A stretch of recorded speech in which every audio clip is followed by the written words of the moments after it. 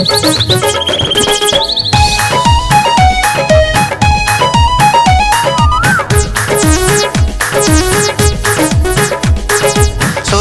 बनाओ मर्दे छोड़ पढ़ाई, देख अब ई नया साल बा आइल। अरे मर्दे देखो राजन भैया आवत हन का। अरे भैया आइए बैठिए, नया साल पे भला कोई गीत तो सुनाइए। आप लोग गीत सुनना चाहते हैं, चलो गीत सुनाई देते हैं।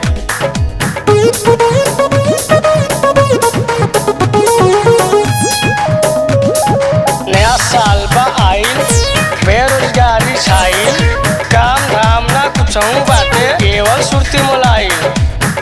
तो नहने केवल सुरती मला उधर पारा चिल्लाता। चला गजोदर गजोदर कौड़ा बारा, न त लग जाई जाड़ा, तोर मर जाई पारा।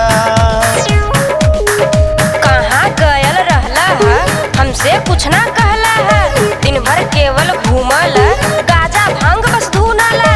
ढेर बतियाई हमें समझाई, दिन भर खाली इतना मोटाली। मजाक करत है ना? नारे पगली विचार बा।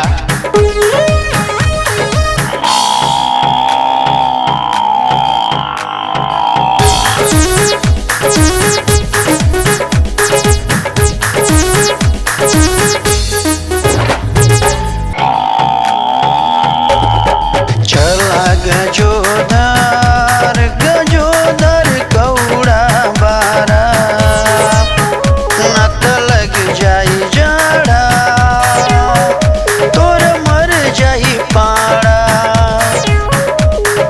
कहीं ओमिक्रोन ना पकड़ लेबा पड़वा के रे।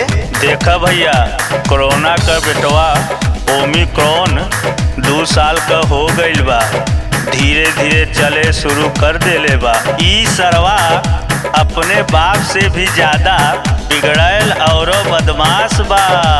सतर्क रही जा, सुरक्षित रही जा।